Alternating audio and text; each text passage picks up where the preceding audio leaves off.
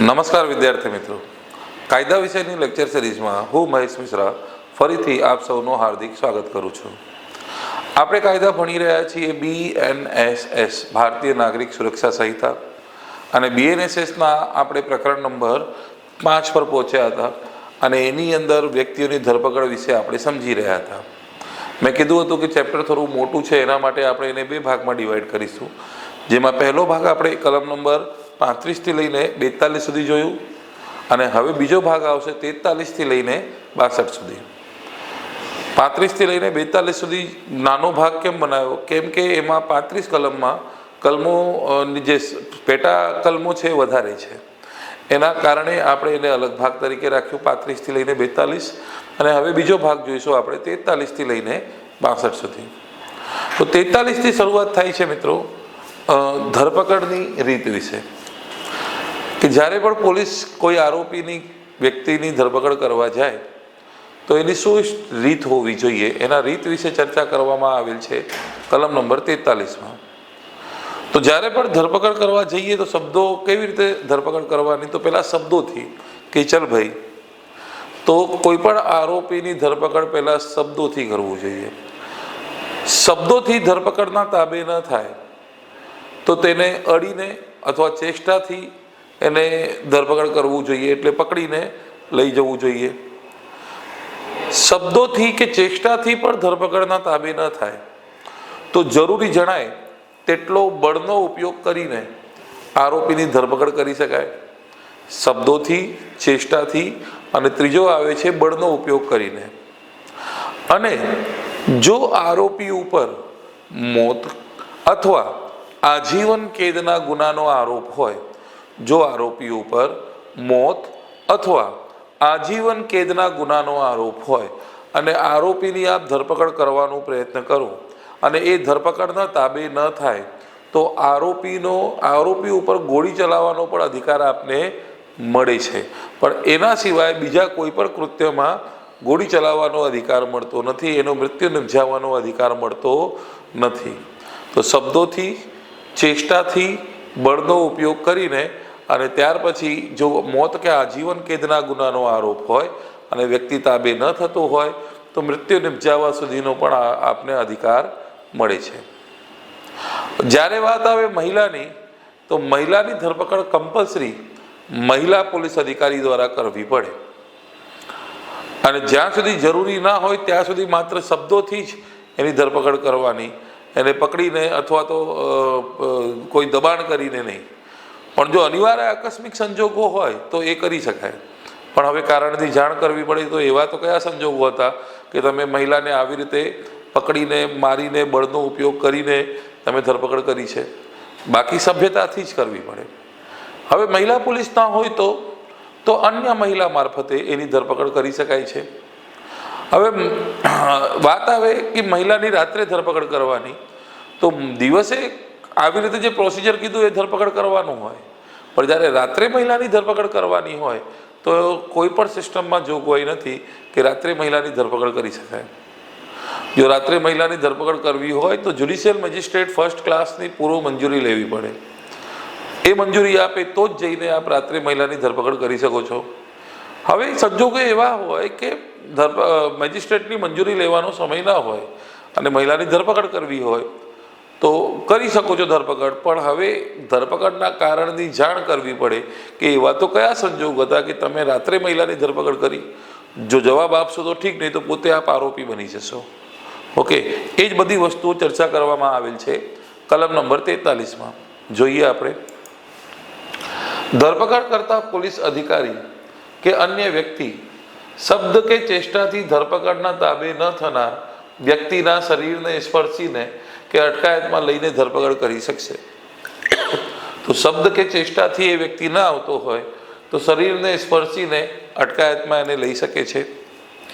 પરંતુ કોઈ સ્ત્રીની ધરપકડ કરવાની હોય ત્યારે સંજોગો વિરુદ્ધ ન હોય તે સિવાય, એટલે વિરુદ્ધમાં હોય તો પછી આ નિયમ લાગુ ન પડે, પણ સંજોગો વિરુદ્ધમાં ન હોય તે સિવાય ધરપકડની મૌખિક જાણકારી આપવાથી તે ધરપકડ માટે તૈયાર થશે એમ માની લેવું જોઈશે. સંજોગો જરૂરિયાત ઊભી થઈ હોય તે સિવાય અથવા પોલીસ અધિકારી મહિલા હોય તે સિવાય ધરપકડ કરવા માટે કોઈ સ્ત્રીના શરીરને સ્પર્શ કરવો જોઈએ નહીં. હવે સંજોગો જરૂરિયાત ઊભી થઈ ન હોય તે સિવાય, એટલે સંજોગ જરૂર પડે તો પછી એની ધરપકડ અડીને પણ કરી શકો, પણ જ્યાં સુધી એવા સંજોગો ઊભા નથી થતા તો પછી એના સ્પર્શ કરવા વગર એની ધરપકડ કરવી જોઈએ.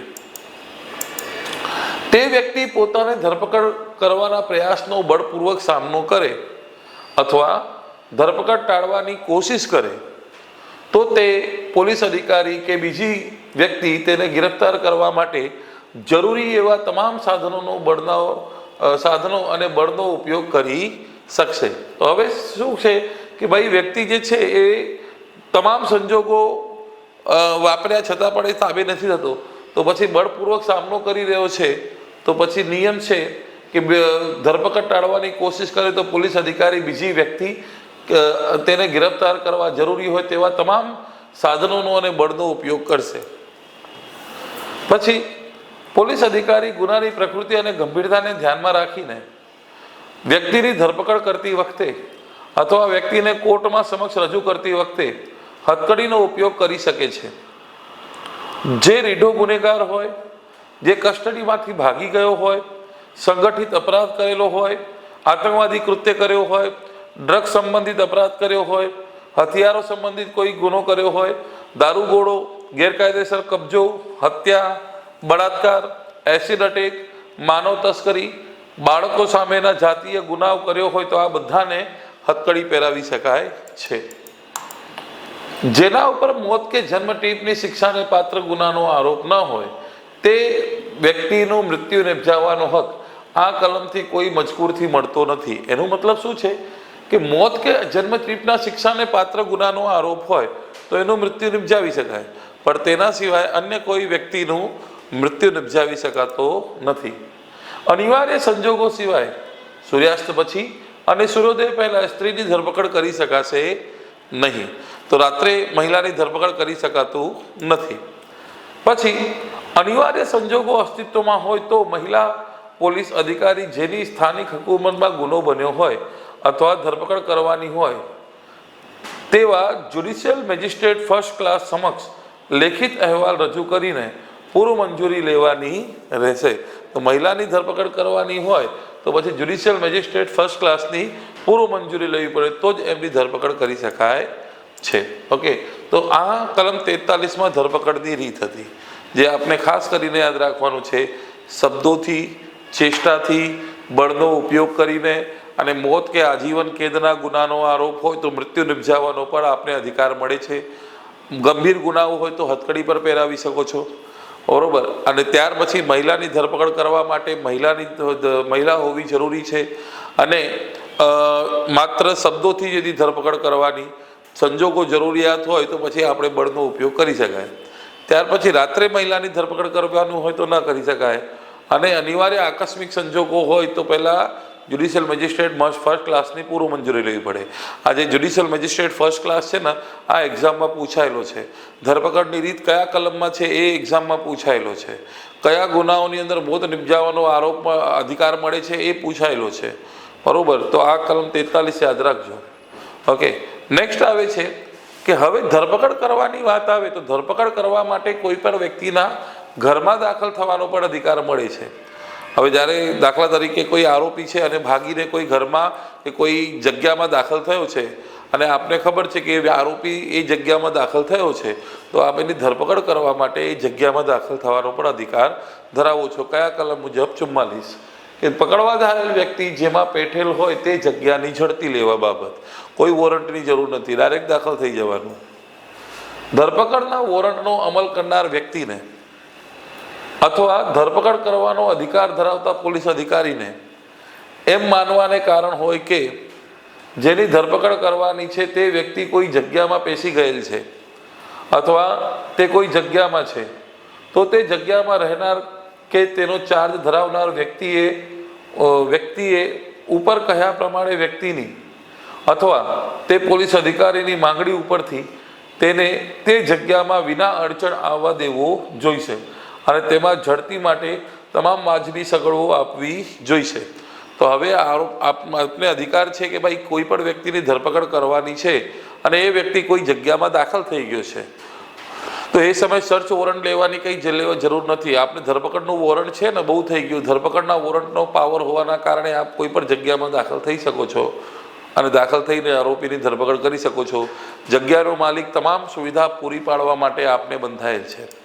ઓકે, નેક્સ્ટ આવે છે કલમ નંબર 45. 44માં હજુ એક જોગવાઈ છે, પીડીએફમાં આપને મળી જશે કે ભાઈ જો જગ્યા બંધ હોય તો શું કરી શકાય. તો કલમ 44માં જોગવાઈ છે કે જગ્યા બંધ હોય અને આરોપી એની બંધનો મતલબ દિવાલ વગેરે હોય અને દરવાજાથી તાલો બારેલો હોય તો પોલીસને અધિકાર છે કે ભાઈ દરવાજો તોડીને અથવા કોઈ ખિડકી વગેરે હોય તો એને તોડીને અથવા અન્ય કોઈ પણ જગ્યાએથી એ ઘરમાં દાખલ થાય તો એ ખોટું ગણવામાં આવશે નહીં. તો બંધ જગ્યામાં દાખલ થવા માટે કલમ 44માં અધિકાર મળી જાય છે જો આરોપીની ધરપકડ કરવી હોય તો. ઓકે, નેક્સ્ટ આવે છે કલમ નંબર 45. બીજી હકીકતોમાં ગુનેગારનો પીછો. તો હવે ઘરમાં દાખલ થવાનો અધિકાર મળે છે 44 મુજબ અને સમગ્ર ભારતમાં જઈને ધરપકડ કરી શકાય છે એવો અધિકાર કયો કલમ આપે છે? કલમ નંબર 45. જો લખ્યું છે કોઈ પોલીસ અધિકારી જે વ્યક્તિને પકડવા માટે અધિકાર ધરાવતો હોય તેને વગર વોરંટ પકડવા ભારતના કોઈ પણ જગ્યાએ તેનો પીછો કરી તેને પકડી શકે છે. તો યાદ રાખજો કે ધરપકડ કરવા માટે આપ ભારતના કોઈ પણ ભાગમાં જઈ શકો છો, એ આપને અધિકાર મળે છે. ઓકે, નેક્સ્ટ આવે છે કલમ 46. બિનજરૂરી અવરોધ ન કરવા બાબત. અવરોધ એટલે કે હથકડી પહેરાવવા બાબત. તો મેં આપને કીધું ને કે ગંભીર ગુનાઓ હોય તો હથકડી પહેરાવવું, તેના સિવાય જરૂરી જણાય તેના કરતાં વધારે એના શરીર ઉપર અંકુશ નાખવું નહીં. તો એ જ લખ્યું છે હથકડી બાબતે કે પકડાયેલ વ્યક્તિ નાસી ન જાય તે માટે જરૂરી હોય તેના કરતાં વધુ નિયંત્રણ તેના ઉપર મૂકવું જોઈએ નહીં. લાગે છે કે હા ભાઈ ગંભીર છે, વ્યક્તિ ભાગી શકે છે અથવા એને ભગાવવામાં ઘણા બધા લોકો મદદ કરી શકે તો પછી આપ એને હથકડી વગેરે કે જેટલું જરૂરી જણાય તેટલું અંકુશ નાખો, પણ જરૂરી ન જણાય તો વધારે અંકુશ નાખવાનું નહીં. એ 46 સમજાવે છે. 47 કે વ્યક્તિની જ્યારે ધરપકડ કરવામાં આવી તો ધરપકડના કારણની જાણ અને તે જામીન ઉપર છૂટી શકે કે નહીં એની જાણ કરવું આપની ફરજમાં આવે છે કે ભાઈ કયા કારણસર એની ધરપકડ થઈ છે, ધરપકડના કારણની જાણ અને એ આરોપી જામીન ઉપર છૂટી શકે કે નહીં એની જાણ કરવી એ આપની ફરજમાં આવે છે. જો લખ્યું છે પકડાયેલ વ્યક્તિને ધરપકડના કારણની અને જામીન ઉપર છૂટવાના હકની જાણ કરવા માટે દરેક પોલીસ અધિકારી જે છે એ બંધાયેલ છે. તો લખ્યું છે ડિટેલમાં કોઈ પણ વ્યક્તિને વગર વોરંટ પકડનાર દરેક પોલીસ અધિકારીએ જે ગુના માટે તેની પકડવામાં આવેલ હોય તેની કારણની સંપૂર્ણ વિગત જાણ તેને તરત જ કરવી જોઈએ કે ભાઈ એ કયા કારણસર એની ધરપકડ થઈ છે અને જામીન પર છૂટવાના હક્કની જાણ. તો નીચે લખ્યું છે જેના ઉપર બિનજામીની ગુનાનો આરોપ ન હોય તે વ્યક્તિને પોલીસ અધિકારી વગર વોરંટે પકડે ત્યારે તે જામીન ઉપર છૂટવા હકદાર છે એ બાબતની તેણે પકડેલી વ્યક્તિને જાણ કરવી જોઈએ. ઓકે, નેક્સ્ટ કલમ 48. હવે વ્યક્તિને તો જાણ કરવી પડે કે ભાઈ આરોપીને તો જાણ કરવી પડે કે કયા કારણોસર તારી ધરપકડ કરવામાં આવી છે અને તે જામીન પર છૂટી શકે કે નહીં. સાથે સાથે વ્યક્તિ દ્વારા નોમિનેટેડ વ્યક્તિને પણ જાણ કરવી પડે કે હા ભાઈ આ તારા વ્યક્તિની ધરપકડ કરવામાં આવી છે અને આ જગ્યાએ એની ધરપકડ કરીને રાખવામાં આવ્યું છે તો મહેરબાની કરીને જામીન લાયક ગુનો છે તો જામીન કરીને જા અથવા જે કરવાનું હોય તે કર.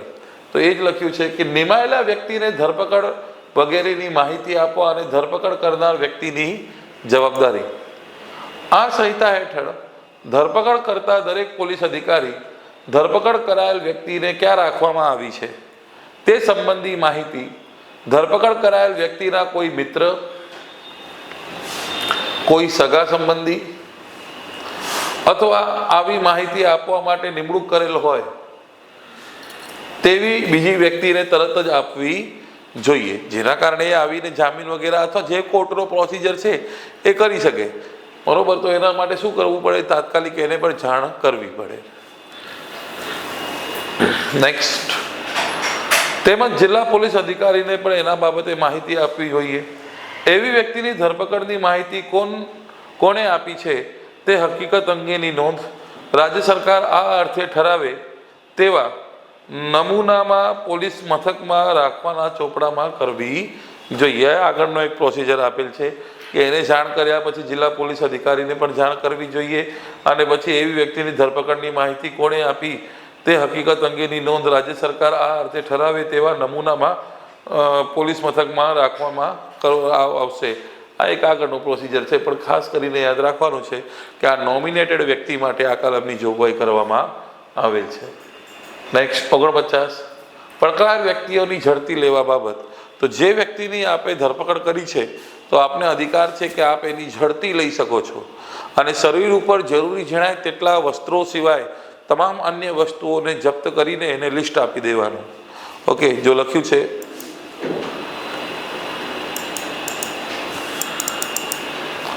જામીન લેવાની જોગવાઈ ન કરતા વોરંટ ઉપરથી કોઈ પોલીસ અધિકારીએ જ્યારે કોઈ પણ વ્યક્તિને પકડેલ હોય ત્યારે તે વ્યક્તિ ઝડપી લઈ શકશે અને તેના શરીર ઉપર પહેરવાના જરૂરી પૂરતા કપડાં સિવાયની મળી આવેલ તમામ વસ્તુઓ સલામત કસ્ટડીમાં રાખી શકશે. અધિકારીએ કબજામાં લીધેલ વસ્તુઓ દર્શાવતી પહોંચ તે વ્યક્તિને આપવી જોઈએ. તો એના શરીર ઉપર જેટલા વસ્ત્રો જરૂરી વસ્ત્રો હોય તે સિવાયના તમામ વસ્તુઓ એ જપ્ત કરીને એને લિસ્ટ આપી દેવાનું રહેશે. કલમ નંબર 49 મુજબ. કલમ 50માં કીધું છે કે કોઈ પણ પ્રકારનું હથિયાર વગેરે પણ મળી આવે તો એનું શું કરવાનું, તો એ જ લખ્યું છે. હા, હવે નીચે મહિલા વિશે ચર્ચા છે કે ભાઈ મહિલાની ધરપકડ કરવાની હોય, ઝડપી લેવાની હોય તો ફક્ત મહિલા મારફતે લઈ શકાય. તો જ્યારે કોઈ સ્ત્રી ઝડપી લેવડાવવાની જરૂર હોય ત્યારે પૂરી સભ્યતા જાણવીને બીજી કોઈ સ્ત્રી મારફતે ઝડપી લેવડાવવી જોઈએ. 50, આક્રમક શસ્ત્રો જપ્ત કરવાની સત્તા. આ સંહિતા હેઠળ ધરપકડ કરનાર અધિકારી અથવા અન્ય વ્યક્તિ પકડાયેલ વ્યક્તિના અંગ ઉપર આક્રમક શસ્ત્રો તેની પાસેથી લઈ શકે છે અને પકડાયેલ વ્યક્તિને આ સંહિતા મુજબ જે અદાલત અથવા અધિકારી સમક્ષ રજૂ કરવાનું આવશ્યક હોય તે તમામ શસ્ત્રો તે અદાલતને સોંપી દેવો જોઈએ. તો એની પાસે જે પણ હથિયાર મળી આવે એને જપ્ત કરવાનું અને જે કોર્ટ સમક્ષ એ આરોપીને રજૂ કરવાનું છે તે કોર્ટ સમક્ષ એ હથિયારો પર રજૂ કરવાનું રહેશે. Okay, next. જરૂરી જણાય કે ભાઈ આરોપીની જે ધરપકડ કર્યા પછી એની તબીબી તપાસ કરવાથી કંઈક પુરાવો મળવાની સંભાવના છે તો આપ એની તબીબી તપાસ કરાવી શકો છો. ઘણા બધા એવા કેસો હોય છે જેના અંતર્ગત તબીબ તપાસ કરાવવાથી પુરાવા મળવાની સંભાવના હોય. બળાત્કાર જેવા કેસો, સૃષ્ટિક્રમ વિરુદ્ધના કૃત્ય, હવે તો એ બંધ થઈ ગયું. આવા ઘણા બધા કેસો છે જેના અંતર્ગત તબીબ તપાસ કરાવવાથી પુરાવા મળવાની સંભાવના હોય. તો કલમ 51 અંતર્ગત આરોપીની તબીબી તપાસ કરાવી શકો છો. જો એ જ લખ્યું છે. કોઈ વ્યક્તિને એવા પ્રકારનો ગુનો કરવાના તહોમત ઉપરથી પકડવામાં આવેલ હોય તે વ્યક્તિની શારીરિક તપાસ ઉપરથી ગુના થવા સંબંધી પુરાવો મળી રહેશે એવું માનવાને વ્યાજબી કારણ છે ત્યારે આ યાદ રાખજો, કોણ કરી શકે? સબ ઇન્સ્પેક્ટરથી ઉતરતા દરજ્જાના નહીં તેવા પોલીસ અધિકારીની વિનંતીથી રજિસ્ટર્ડ તબીબી વ્યવસાયી દ્વારા તપાસ કરાવવાનું અને તે હેતુ માટે વ્યાજબી રીતે જરૂરી હોય તેટલું બળ વાપરીને કાયદેસર ગણાશે. તો એટલું યાદ રાખજો કે PSIથી નીચેના દરજ્જાનું ન હોય તેવા પોલીસ અધિકારી આરોપીની તબીબી તપાસ કરાવી શકે છે. કયા કલમ મુજબ એ અધિકાર મળે છે? કલમ નંબર 51 મુજબ. ઓકે, આ વસ્તુ ખાસ યાદ રાખવાની છે. જ્યારે કોઈ પણ સ્ત્રીની તબીબ તપાસ કરાવવાની હોય ત્યારે તપાસ રજિસ્ટર થયેલ સ્ત્રી તબીબી વ્યવસાયે જ કરવી જોઈએ. તો મહિલાની તબીબી તપાસ કરાવવાની હોય તો એમાં કમ્પલસરી મહિલા હોવી જોઈએ, તો જ મહિલા તબીબી હોવી જોઈએ, તો જ મહિલાની તબીબી તપાસ એ કરી શકશે. રજિસ્ટર્ડ મેડિકલ પ્રેક્ટિશનરે કોઈ પણ વિલંબ કર્યા વિના અહેવાલ તપાસ અધિકારીને મોકલવો જોઈએ. તપાસમાં શું શું કરી શકે છે? DNA પ્રોફાઇલિંગ સહિત આધુનિક અને વૈજ્ઞાનિક ટેકનોલોજીથી જાતીય ગુનાઓના કિસ્સામાં લોહીના ડાઘ, વીર્ય, કપડાં વગેરે, થૂક, પરસેવા, વાળના નમૂના, આંગળી નખની કોડની તપાસ અને ચોક્કસ કેસમાં રજિસ્ટર થયેલ તબીબી વ્યવસાય જરૂરી ગણે તેવા બીજી કોઈ કસોટીઓનો સમાવેશ થાય છે, એટલે કે આ તબીબી તપાસની અંદર બધી વસ્તુઓ કરી શકાશે. ઓકે, તો સવાલ પૂછાઈ શકે કે કયા કલમ મુજબ તબીબી તપાસ કરાવી શકાય, કયા દરજ્જાથી નીચેના દરજ્જાનો ન હોય તેવા પોલીસ અધિકારી તબીબી તપાસ કરાવી શકશે, પછી તબીબી તપાસની અંદર શું શું કરાવી શકાય છે. તો આ વસ્તુઓ આપને યાદ રાખવાની છે. ઓકે, નેક્સ્ટ, બળાત્કારના આરોપી વ્યક્તિનું તબીબી વ્યવસાય દ્વારા તપાસ. તો હવે જે કોઈ બળાત્કારનો આરોપી હોય તો એની તબીબી તપાસ કયા કલમ મુજબ? 52 મુજબ કમ્પલસરી કરાવવું પડશે. પાછળમાં તો શું છે કે અધિકારીને લાગે, અહીંયા તો કમ્પલસરી કરાવવું જ પડશે. જો લખ્યું છે બળાત્કાર અથવા બળાત્કારના પ્રયાસ કરવાના આરોપસર કોઈ વ્યક્તિની ધરપકડ કરવામાં આવી હોય તેવી વ્યક્તિના પરીક્ષણથી પુરાવો પ્રાપ્ત થઈ શકે તેવું માનવાને પૂરતા કારણો હોય તો રાજ્ય સરકાર અથવા સ્થાનિક સત્તામંડળ દ્વારા સંચાલિત હોસ્પિટલમાં કામ કરતા રજિસ્ટર્ડ મેડિકલ પ્રેક્ટિશનર દ્વારા અથવા જે સ્થળે ગુનો બન્યો હોય તેનાથી 16 કિલોમીટરની ત્રિજ્યામાં તેવી પ્રેક્ટિશનર ઉપલબ્ધ ન બને તેમ ન હોય તો અન્ય કોઈ પણ રજિસ્ટર્ડ મેડિકલ પ્રેક્ટિશનર દ્વારા કોઈ પણ પોલીસ અધિકારી વિનંતીથી તે મેડિકલ પ્રેક્ટિશનર તેવા ધરપકડ કરાયેલ વ્યક્તિનું પરીક્ષણ કરશે. એટલે શોર્ટમાં શું છે, કલમ 52માં સમજાવવામાં આવ્યું છે કે બળાત્કાર સંબંધિત અથવા બળાત્કારની કોશિશ સંબંધિત કોઈ પણ પ્રકારનો આરોપી પકડાય તો એ આરોપીની તાત્કાલિક તબીબી તપાસ કરાવવી જોઈએ. અને નિયમ છે કે ભાઈ જે વિસ્તારમાં આ બન્યું છે એ વિસ્તારની અંદર અથવા એ ન મળી આવતો હોય તો 16 કિલોમીટરની ત્રિજ્યામાં ઉપલબ્ધ બને તેમ ન હોય તો પછી અન્ય કોઈ પણ જગ્યાએ કરાવી શકાશે. તો 16 કિલોમીટરની અંદર અથવા તો 16 જો ન મળતો હોય કોઈ તો પછી બહાર આપ એમની તબીબી તપાસ કરાવી શકો. એટલે કે શું છે એની અંદર સિસ્ટમ કે ભાઈ આરોપીને ગુનો કર્યો હોય એક જગ્યાએ અને તમે બીજા રાજ્યમાં જઈને એની તબીબી તપાસ કરાવો એવું ના હોય. તો એ જ વિસ્તારની અંદર તાત્કાલિક કરાવો. જો ન મળતો હોય 16 કિલોમીટરની અંદર તો પછી કારણ બતાવવું પડે કે હા ભાઈ આ કારણસર હું ત્યાં તબીબી તપાસ ન કરાવી શક્યો તો 16 કિલોમીટર બહાર પણ કરાવી શકાય. ઓકે, કલમ 52માં જોગવાઈ છે. નેક્સ્ટ 54, ધરપકડ કરાયેલી વ્યક્તિની ઓળખ. હવે ધરપકડ કરવામાં આવ્યું તો આરોપી ફરિયાદી જે છે અથવા સાક્ષી જે છે એ ફરિયાદી અથવા સાક્ષીને બોલાવીને એ ચેક કરાવવાનું હોય કે એ જ વ્યક્તિ છે કે નહીં, તો એના માટે ઓળખ માટે જરૂર પડે તો બોલાવી શકાય છે. અહીંયા ઓળખ પરેડની વાત નથી. ઓળખ પરેડ જે છે એ ઇન્ડિયન એવિડન્સ એક્ટની અંદર કલમ 7 અંતર્ગત એટલે ભારતીય સાક્ષ્ય અધિનિયમમાં કલમ 7 અંતર્ગત થાય છે. મેં એની અંદર એવિડન્સ એક્ટમાં સમજાવેલું છે. ઓકે, તો એની વાત નથી. અહીંયા તો શું છે કે એક બાર આઈડેન્ટિફાય કે ભાઈ આ જ વ્યક્તિ હતો ને કે નહીં, એના માટે આ એક પ્રોસિજર છે કે કોઈ પણ વ્યક્તિ ગુનો કર્યા હોવાનો આરોપસર ધરપકડ કરવામાં આવી હોય તેવા ગુનાની તપાસ હેતુ માટે જરૂરી જણાય તે વ્યક્તિ દ્વારા ઓળખ કરવાની હોય તો પોલીસ સ્ટેશનના ઇન્ચાર્જ ઓફિસરની વિનંતીથી હકુમત ધરાવતી અદાલત ધરપકડ થયેલ વ્યક્તિને કોઈ પણ વ્યક્તિ કે વ્યક્તિઓ દ્વારા યોગ્ય લાગે તે રીતે ઓળખ કરાવવા માટે આદેશ આપી શકે છે. તો કયા કલમ મુજબ? કલમ નંબર 54 મુજબ આપણો પ્રોસિજર આવે છે કે જેના અંતર્ગત આપણે એ આરોપી એ જ છે કે નહીં એની ઓળખ કરી શકાય. ઓકે, જો ધરપકડ કરાયેલ વ્યક્તિને ઓળખનાર વ્યક્તિ માનસિક અથવા શારીરિક અસમર્થ હોય તો આવી ઓળખાણની કાર્યવાહી જ્યુડિશિયલ જજ સાહેબની નિરીક્ષણ હેઠળ કરવામાં આવશે. ઓળખ પ્રક્રિયા કોઈ પણ ઓડિયો વિડીયો ઇલેક્ટ્રિક માધ્યમ દ્વારા રેકોર્ડ પણ કરવામાં આવશે. ઓકે, તો ઓળખ કરવા વિશે જોગવાઈ છે કયા કલમમાં? કલમ નંબર 54માં. નેક્સ્ટ આવે છે કલમ નંબર 55, પોલીસ અધિકારી વગર વોરંટ પકડવા માટે પોતાના તાબાના અધિકારીને મોકલે ત્યારે અનુસરવાની કાર્યરીતિ. તો કોઈ પણ પોલીસ અધિકારીને વોરંટ મળ્યું છે તો પછી પોતાના તાબાના અધિકારીને પણ એ શેરો મારીને વોરંટ આપી શકે છે કે તું ધરપકડ કરીને આવે. તો કોઈ પોલીસ સ્ટેશનના ઇન્ચાર્જ અધિકારી PSO અથવા પ્રકરણ 13 હેઠળ પોલીસ તપાસ કરનાર પોલીસ અધિકારી વગર વોરંટે કાયદેસર રીતે પકડી શકાય તે વ્યક્તિને પોતે હાજર ન હોય તેવા સંજોગોમાં વગર વોરંટ પકડવા માટે પોતાના તાબાના કોઈ અધિકારીને ફરમાવે ત્યારે એને જેના માટે ધરપકડ કરવાની હોય તે ગુનો અથવા બીજું કારણ દર્શાવીને લેખિતમાં હુકમ આપવો જોઈએ. તો એ ઠપ્પો મારીને શેરો મારીને આપશે કે ભાઈ તું જઈને એની ધરપકડ કરીને આય. કયા કલમ મુજબ? કલમ નંબર 55. આમ કરવાનું જેને ફરમાવ્યું હોય તે અધિકારી ધરપકડ કરતા પહેલાં પકડવાની વ્યક્તિને તે હુકમનો સારાંશ જણાવવો જોઈએ અને જો તે વ્યક્તિ જોવા માંગે તો તેને હુકમ બજાવવો પણ બતાવવું પણ જોઈએ. નેક્સ્ટ કલમ નંબર 56, જો આરોપીની ધરપકડ કરી છે તો પછી આપના ફરજમાં આવે છે કે એની સલામતી રાખો, અને જો એ બીમાર હોય તો એની દવા કરાવો. તો એ જ લખ્યું છે, ધરપકડ કરાયેલ વ્યક્તિનું આરોગ્ય અને સલામતી જાળવી રાખવાનું રહેશે, કે આરોપીના આરોગ્ય અને સલામતીની વ્યાજબી સંભાળ લેવાની આરોપીની કસ્ટડી ધરાવતા પોલીસ વ્યક્તિ ફરજ રહેશે. તો યાદ રાખજો કે ધરપકડ જેની કરી છે એને કોઈ તકલીફ હોય, બીમારી હોય તો તાત્કાલિક આપને હોસ્પિટલ લઈ જવું પડશે.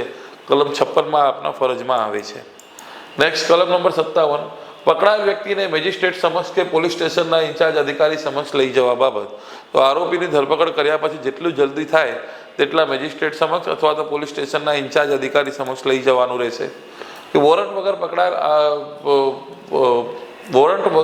વગર વોરંટ પકડનાર પોલીસ અધિકારીએ પકડાયેલ વ્યક્તિને નાહક ઢીલ કર્યા વિના અને જામીન સંબંધી આ સંહિતામાં જણાવેલી જોગવાઈઓને આધીન રહીને તે બાબતમાં હકુમત ધરાવતા મેજિસ્ટ્રેટ સમક્ષ અથવા કોઈ પોલીસ સ્ટેશનના ઇન્ચાર્જ અધિકારી સમક્ષ લઈ જવી જોઈએ અથવા મોકલવી જોઈએ. અહીંયા 24 કલાકવાળું નથી, 24 કલાકવાળો 58માં આવશે. જૂના CRPCમાં 57માં હતું, હવે NSSમાં ક્યાં થઈ ગયો છે? 58માં. આ તો શું છે, ખાલી પોલીસ સ્ટેશન સુધી લઈ જવા બાબત છે. ઓકે, 58માં છે 24 કલાકની અંદર વાળો, કે પકડાયેલ વ્યક્તિને 24 કલાકથી વધુ સમય સુધી અટકાયતમાં ન રાખવા બાબત. તો આરોપીની ધરપકડ કર્યા પછી વધુમાં વધુ એને 24 કલાક સુધી આપ અટકમાં રાખી શકો છો અને પૂછપરછ વગેરે કરી શકો છો. 24 કલાકની અંદર પછી આપણે મેજિસ્ટ્રેટ સમક્ષ રજૂ કરવાનું હોય. અને જો આરોપીની ધરપકડ બહુ દૂરથી થઈ હોય, એટલે કે એને પ્રવાસ કરીને પછી પોલીસ સ્ટેશનમાં લાવવામાં આવ્યું હોય, તો પ્રવાસનો સમય બાદ કર્યા પછી એ જે ટાઈમિંગ છે એ ગણવાનું રહેશે. તો એ જ લખ્યું છે, વગર વોરંટે પકડાયેલ વ્યક્તિને કોઈ પોલીસ અધિકારી તે બાબતના બધા સંજોગો જોતા વ્યાજબી હોય તે કરતાં વધુ મુદ્દત સુધી કસ્ટડીમાં રાખી શકશે નહીં. અને કલમ 187 હેઠળ મેજિસ્ટ્રેટના ખાસ હુકમ ના હોય, 187માં છે રિમાન્ડ વિશે, તો રિમાન્ડનો હુકમ ના હોય તો ધરપકડના સ્થળેથી મેજિસ્ટ્રેટ અદાલત સુધી પહોંચવા માટે જરૂરી પ્રવાસનો સમય બાદ કરતાં તે મુદ્દત 24 કલાકથી વધુ હોવી જોઈએ નહીં. તો 24 કલાકની અંદર મેજિસ્ટ્રેટ સમક્ષ એને રજૂ કરવાનું રહેશે. કલમ 59, પોલીસે ધરપકડની જાણ કરવા બાબત. પોલીસે સ્ટેશનના ઇન્ચાર્જ પોલીસ અધિકારીએ તેમના પોતાના સ્ટેશનની હદમાં વગર વોરંટ પકડાયેલ તમામ વ્યક્તિઓની બાબતની તેમના જામીન લીધા હોય કે નહીં તો પણ ડિસ્ટ્રિક્ટ મેજિસ્ટ્રેટ અથવા સબ ડિવિઝનલ મેજિસ્ટ્રેટને જાણ કરવી જોઈએ. તો આરોપીની ધરપકડ કર્યું છે તો એની જાણ ડિસ્ટ્રિક્ટ મેજિસ્ટ્રેટ અથવા તો સબ ડિવિઝનલ મેજિસ્ટ્રેટ SDM બંનેમાંથી કોઈ એકને જાણ કરવાની રહેશે. એ કલમ 59માં જોગવાઈ છે. કલમ નંબર 60, પકડાયેલ વ્યક્તિને છોડી મૂકવા બાબત. તો કોઈ પણ શરતે જો એને જામીન લાયક ગુનો કર્યો હોય તે સિવાય કોઈ પણ શરતે આરોપીને એને છોડી શકાશે નહીં. તો પોલીસ અધિકારીએ પકડેલ વ્યક્તિને તેનો મુચરકો કે તેની જામીન લીધા સિવાય અથવા કોઈ મેજિસ્ટ્રેટના ખાસ હુકમ સિવાય છોડી શકાશે નહીં. તો જામીન લાયક ગુનો હોય તો જામીન લઈને છોડી શકાય, અથવા મેજિસ્ટ્રેટે ઓર્ડર આપ્યો તો છોડી શકાય. તેના સિવાય અન્ય કોઈ પણ કારણસર આરોપીને છોડી શકાશે નહીં. અને જો છોડો છો તો પછી પકડવાની જવાબદારી આપની. કયા કલમમાં? 61માં. જુઓ, પકડાયેલ વ્યક્તિ નાસી છૂટે તો પીછો કરીને ફરી પકડવાની સત્તા. કાયદેસરની કસ્ટડીમાં રખાયેલ કોઈ વ્યક્તિ નાસી જાય અથવા તેને નશાડવામાં આવે તો જેની કસ્ટડીમાં હોય, તે કસ્ટડીમાંથી તે નાસી ગયેલ હોય અથવા તેને નશાડવામાં આવી હોય તે વ્યક્તિ ભારતમાં ગમે ત્યાં તેનો તરત પીછો પકડીને તેને પીછો કરીને તેને પકડી શકે છે. તો યાદ રાખજો કે જો એને નસાડવામાં આવ્યું અથવા એ નાસી ગયો તો જે વ્યક્તિએ આવું કર્યું છે એને ભારતની અંદર કોઈ પણ જગ્યામાં જરૂરી જણાય ત્યાં જઈને એનો પીછો કરીને એને પકડવાનું રહેશે. અને છેલ્લું કલમ નંબર 62, ધરપકડ ચુસ્ત રીતે અને સંહિતા અનુસાર કરવા બાબત. આ સંહિતામાં અથવા ધરપકડ કરવા માટે જોગવાઈ કરતા સમયે અમલમાં હોય તેવા બીજા કોઈ કાયદાની જોગવાઈઓ અનુસાર હોય તે સિવાય કોઈ ધરપકડ કરવી જોઈશે નહીં. એટલે કાયદાની અંદર જોગવાઈ હોય તો જ એની ધરપકડ કરવાનું અથવા અન્યથા એની ધરપકડ કરવાનું નહીં. ઓકે, તો આ જે કલમો હતી એ સૌથી ઇમ્પોર્ટન્ટ કલમોમાંથી એક છે મિત્રો. કેમ કે આપણા સિલેબસની અંદર જે પ્રોસિજર છે એમાં સૌથી મહત્વની વાત હોય છે આરોપીની ધરપકડ કરવા વિશે, અને જે આરોપીની ધરપકડ કરવા બાબતે છે એની જોગવાઈ છે આ પ્રકરણમાં. એના માટે આ પ્રકરણ જે છે એ સૌથી મહત્વનો સાબિત થાય છે. તો એક એક કલમ આનો યાદ રાખજો, અંદરની તમામ જોગવાઈ યાદ રાખજો. હોઈ શકે 2 થી 3 પ્રશ્નો આ પ્રકરણમાંથી પૂછાઈ જાય. ઓકે, તો આ ઇમ્પોર્ટન્ટ પ્રકરણોમાંથી એક હતું જે અહીંયા પૂરું થાય છે. બાકી જોઈશું નેક્સ્ટ વિડીયો લેક્ચરમાં. આ વિડીયો લેક્ચરમાં આટલું જ. Thank you very much. જય હિન્દ, જય ભારત.